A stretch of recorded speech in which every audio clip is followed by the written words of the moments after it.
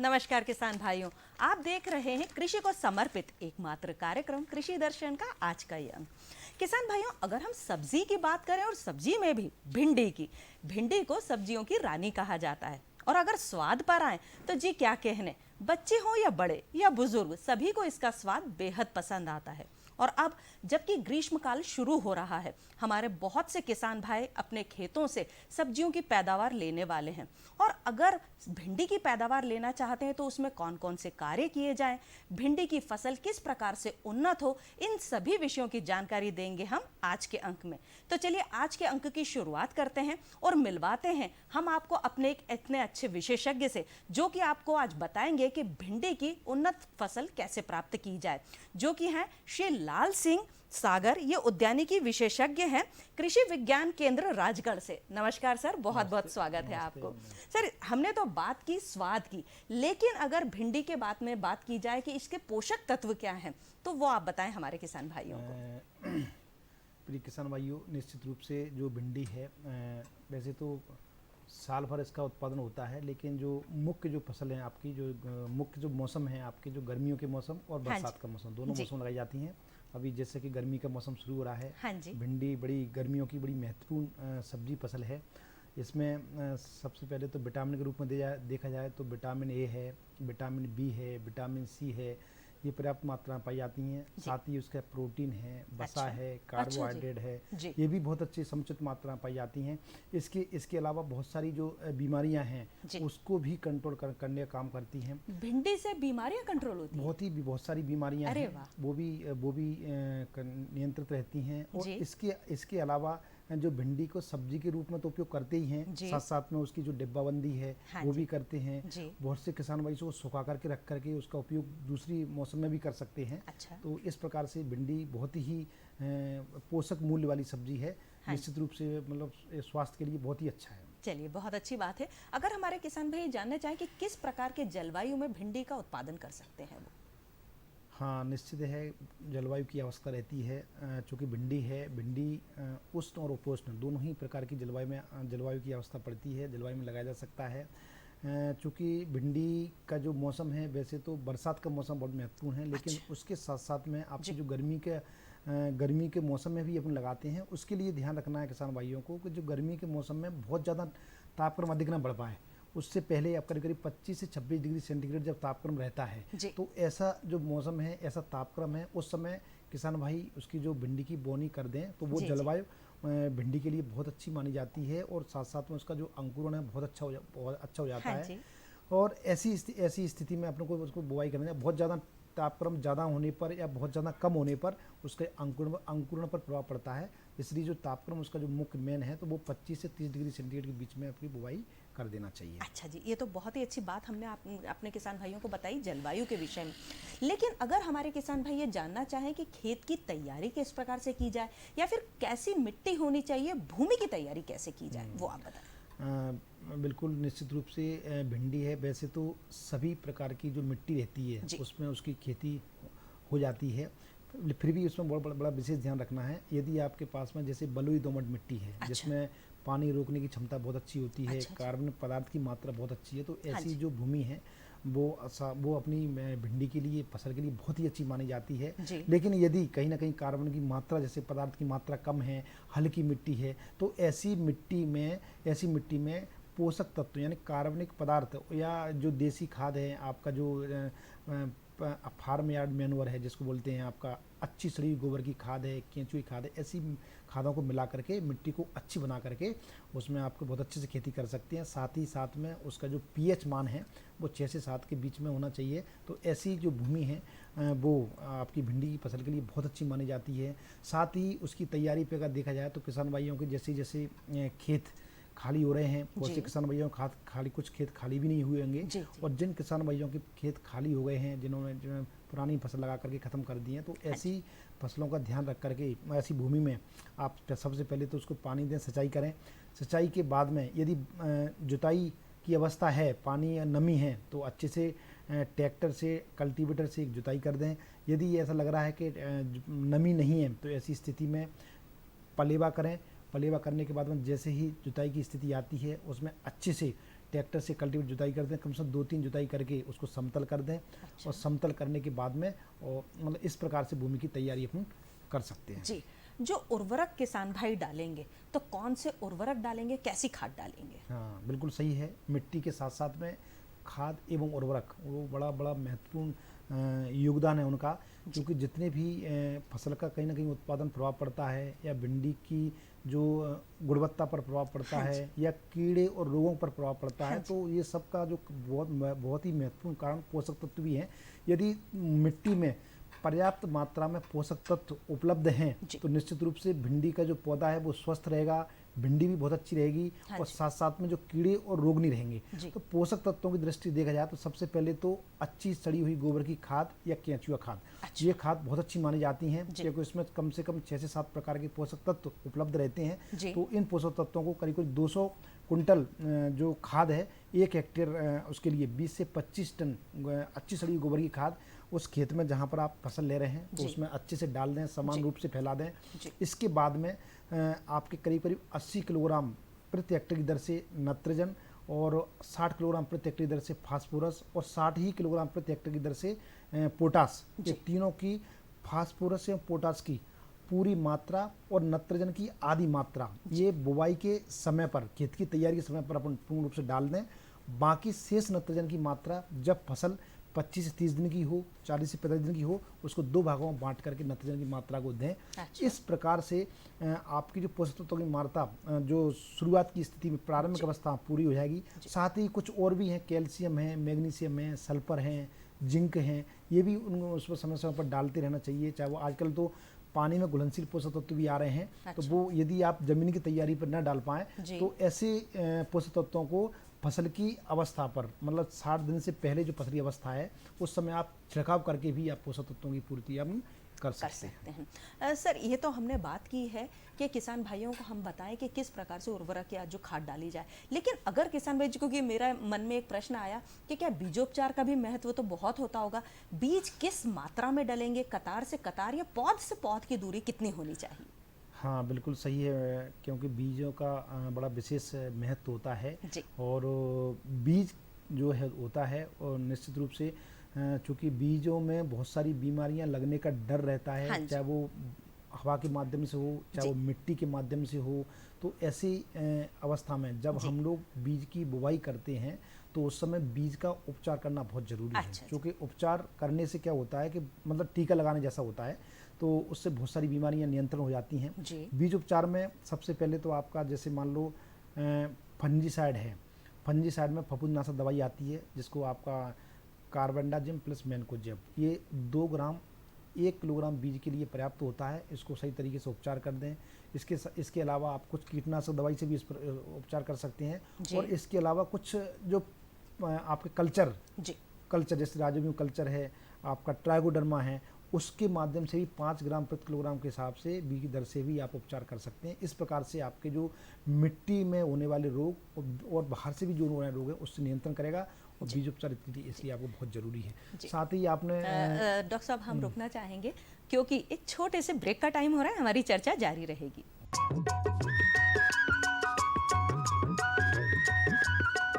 अरे भाई, सुना नहीं क्या? केसीसी ने किसानों का जिंदगी बदल दिया है। देश के छोटे किसान 1,60,000 रुपये तक का कर्ज बिना किसी गारंटी को ले पाएंगे। ब्याज खोरों से भी पीछा छुटा।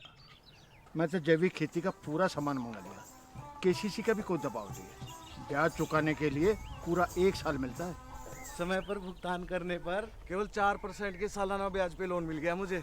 अपना आधार कार्ड, लेटेस्ट फोटो और जमीन के कागजात लेके अप्लाई करो बस। और नामांकन भरने के लिए जेब भी ढीली नहीं करनी पड़ी।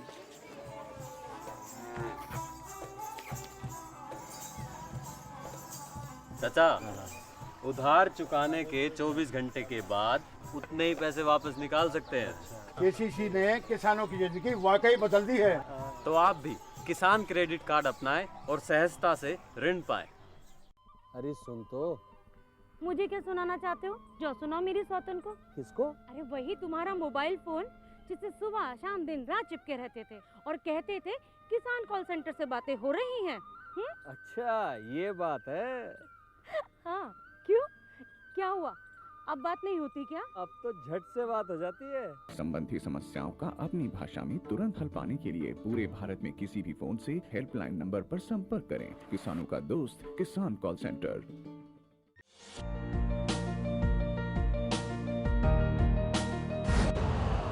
यूरिया का स्वदेशी उत्पादन 70 लाख टन बढ़ाने के लिए 6 उर्वरक संयंत्रों का उद्धार किया जा रहा है। FCIL के गोरखपुर, सिंदरी, तलचर और रामागुंडम संयंत्र, HFCL की बरौनी इकाई और BVFCL की नामरू फोर्थ। सोने पर सुहागा ये है कि देश में अब बनेगा सिर्फ नीम लेपित यूरिया, क्योंकि इससे होगा किसानों का फायदा ही फायदा। अनाज का उत्पादन 10% तक बढ़ेगा। बढ़ेगी 10 से 15% नाइट्रोजन क्षमता।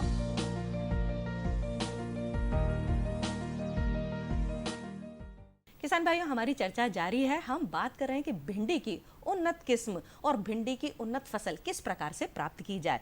हमारी चर्चा जारी है। हम जान रहे थे कि किस प्रकार से कतार की कतार और पौध से पौध की दूरी होनी चाहिए, तो जी बताएं। निश्चित रूप से हम लोग जब गर्मियों में जब फसल बोते हैं तो थोड़ा सा कतार से कतार और पौधे से पौधे दूरी कम ही रखते हैं, क्योंकि गर्मी का मौसम रहता है। बहुत ज़्यादा गैप रखने से भी मतलब पौधा में नुकसान हो जाता है। जितने पास में हो उतना सही है। तो कतार से कतार की दूरी बात करें, जब आप भिंडी बोते हैं तो 25 से 30 सेंटीमीटर आपकी लाइन से लाइन और या कतार से कतार की दूरी रखते हैं।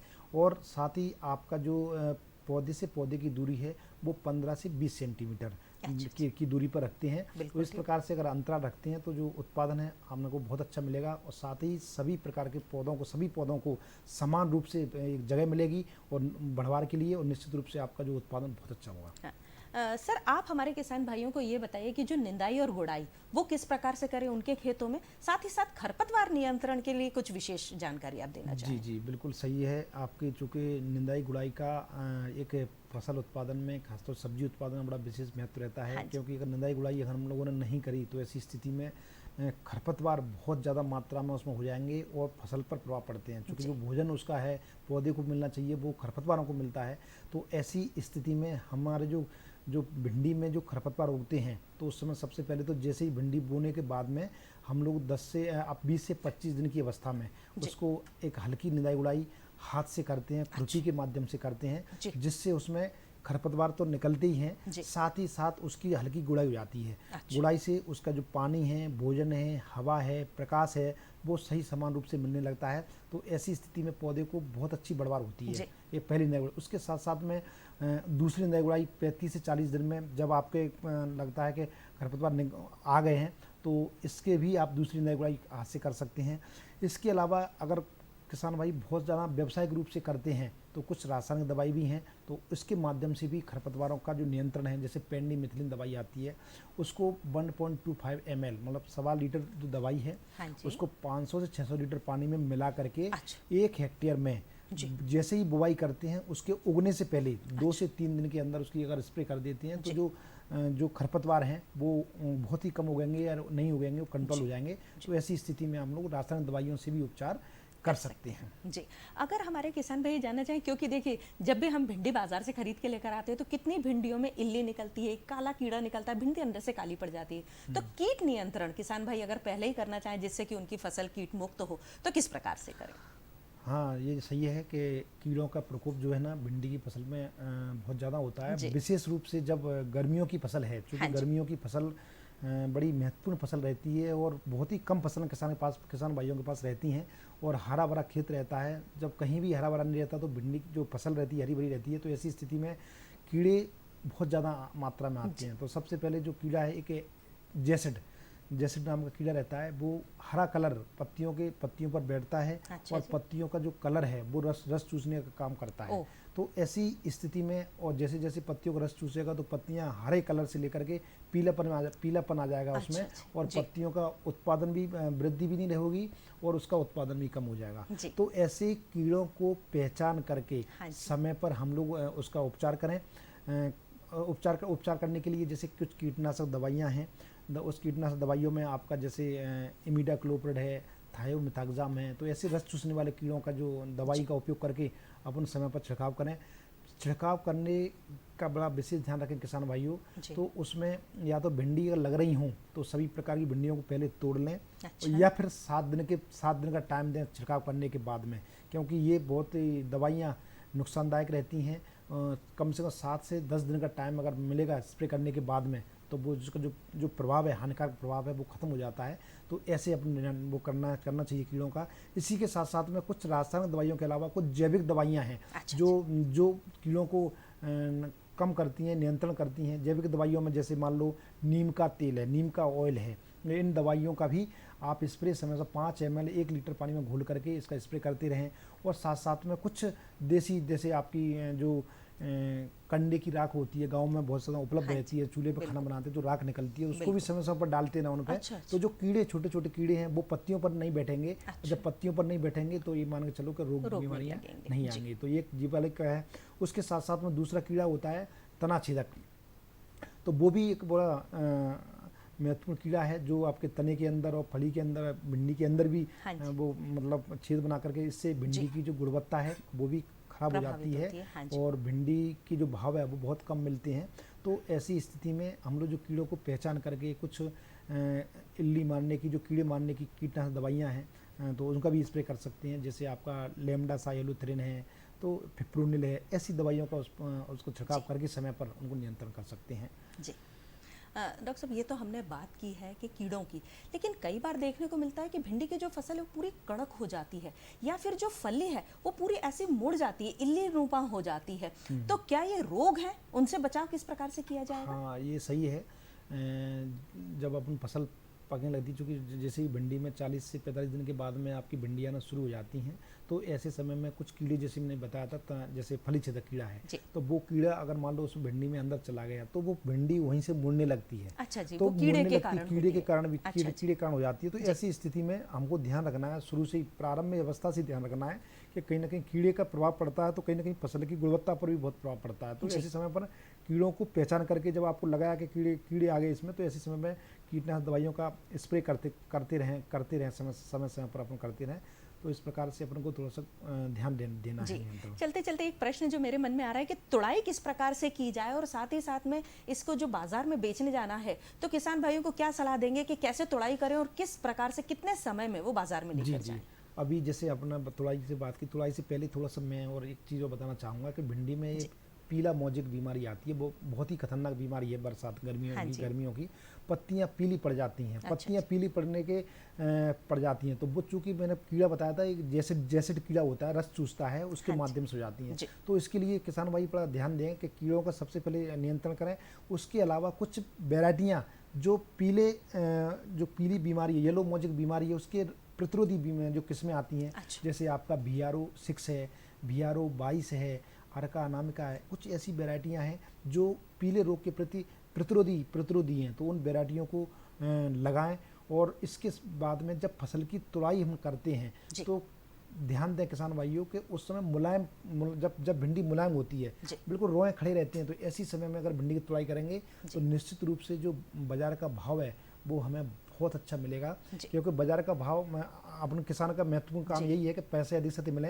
तो इस प्रकार से यदि अपन सही अवस्था पर, कोमल अवस्था पर भिंडी तुड़ाई करते हैं तो बाजार का भाव अच्छा मिलता है। और सर, मैं आपको रोकना चाहूंगी क्योंकि समय अब हमें कह रहा है कि हमारा टाइम पूरा हो चुका है कार्यक्रम का। आप आए हमारे स्टूडियो में और हमारे किसान भाइयों को इतनी अच्छी जानकारी दी, उसके लिए आपका बहुत बहुत धन्यवाद। नमस्कार किसान भाइयों, आप कहीं मत जाइएगा, अभी समय हो चला है खबरें खेती का।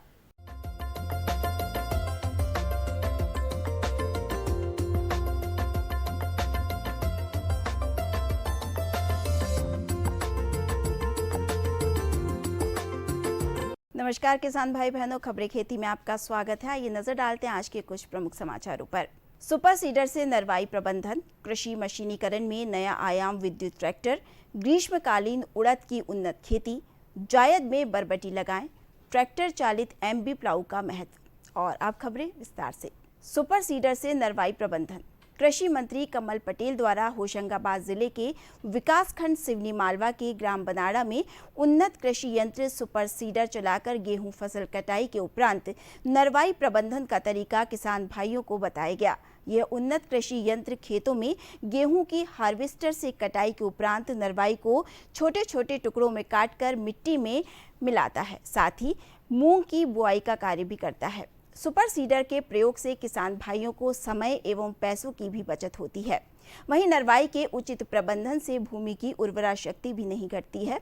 उन्नत कृषि यंत्र सुपर सीडर के सजीव प्रदर्शन के दौरान ग्राम बनाड़ा के आसपास के सैकड़ों कृषकों ने सुपर सीडर के माध्यम से नरवाई प्रबंधन तथा मूंग फसल की बुआई को देखा। उन्होंने कृषि मंत्री से मांग की कि जिले में अधिकाधिक सुपर सीडर अनुदान पर उपलब्ध कराए जाए, जिससे नरवाई प्रबंधन में सफलता प्राप्त की जा सके, जिस पर कृषि मंत्री द्वारा कृषकों को आश्वस्त किया गया कि जिले को पर्याप्त संख्या में सुपर सीडर कृषि यंत्र अनुदान पर उपलब्ध कराए जाएंगे।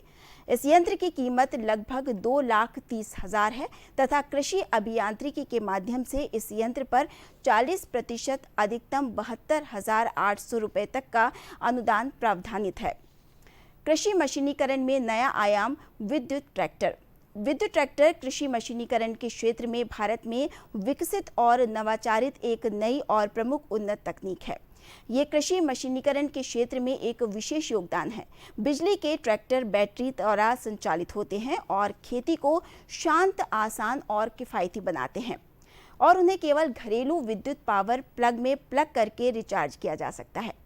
इलेक्ट्रिक ट्रैक्टरों के डीजल ट्रैक्टर की तुलना में कई फायदे हैं। सबसे महत्वपूर्ण बात तो ये है कि ये ट्रैक्टर सीधे कार्बन डाइऑक्साइड उत्सर्जन या अन्य वायु प्रदूषण का उत्पादन नहीं करता।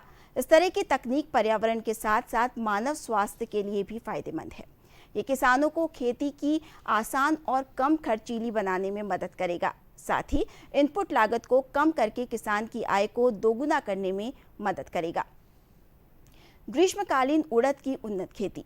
जिन किसानों के पास पानी के पर्याप्त साधन हो, वे किसान गर्मियों में उड़द लगा सकते हैं। ग्रीष्मकालीन उड़द की खेती के लिए रबी की फसल कटने के बाद खेत की तुरंत जुताई करनी चाहिए और खेत को 4 से 5 दिन पड़ा रहने दें। उसके बाद पलेवा करें। पलेवा के बाद 2-3 जुताई कल्टीवेटर आदि से करके मिट्टी भुरभुरी बना लें और पाटा लगा दें। ग्रीष्मकालीन उड़द के लिए 10 किलोग्राम प्रति एकड़ बीज पर्याप्त होता है। उड़द का बीज हमेशा कतारों में बोना चाहिए। कतारों के बीच दूरी 20 से 30 सेंटीमीटर एवं पौधे से पौधे की दूरी 10 से 15 सेंटीमीटर रहनी चाहिए। बीज को 4 से 5 सेंटीमीटर गहरा बोना चाहिए। बोनी के पूर्व बीज को थायरम फफूंदनाशक 2 ग्राम प्रति किलोग्राम बीज के हिसाब से उपचारित अवश्य करें। उड़द की उन्नत किस्में आज़ाद उर्द 1, जवाहर उर्द 86, PDU 1 लगाकर अधिकाधिक उत्पादन पाया जा सकता है। जायद में बरबटी लगाएं। गर्मी के दिनों में बरबटी लगाकर किसान भाई अतिरिक्त आमदनी पा सकते हैं। ग्रीष्मकालीन बरबटी के लिए 20 से 25 किलोग्राम बीज की आवश्यकता प्रति हेक्टेयर होती है। बीज को बोने से पहले 2 ग्राम बाविस्टीन प्रति किलो बीज की दर से बीज उपचार करें। ग्रीष्मकालीन फसल के लिए फरवरी के अंतिम सप्ताह से मध्य अप्रैल तक बुआई कर सकते हैं। ट्रैक्टर चालित MB प्लाऊ का महत्व। गर्मियों में गहरी जुताई करने के लिए ट्रैक्टर चालित MB प्लाऊ अत्यधिक उपयुक्त कृषि यंत्र है। ये 2 या 2-3 प्लाऊ बॉटम में उपलब्ध रहता है। सामान्यतः 2 प्लाऊ बॉटम वाले प्लाऊ को चलाने के लिए 25 से 30 हार्स पावर शक्ति का ट्रैक्टर चाहिए तथा 3 प्लाऊ बॉटम के प्लाऊ को चलाने हेतु 30 से 35 HP शक्ति का ट्रैक्टर पर्याप्त होता है। इसमें एक प्लाऊ बॉटम 12, 14 अथवा 16 इंच चौड़ाई में उपलब्ध हो सकते हैं। इस तरह के प्लाऊ से भूमि की 10 से 15 सेंटीमीटर गहराई तक जुताई की जा सकती है। इस प्लाऊ की जुताई क्षमता 4 से 6 एकड़ प्रतिदिन होती है। आज के समाचारों में फिलहाल इतना ही। इजाजत दीजिए। नमस्कार।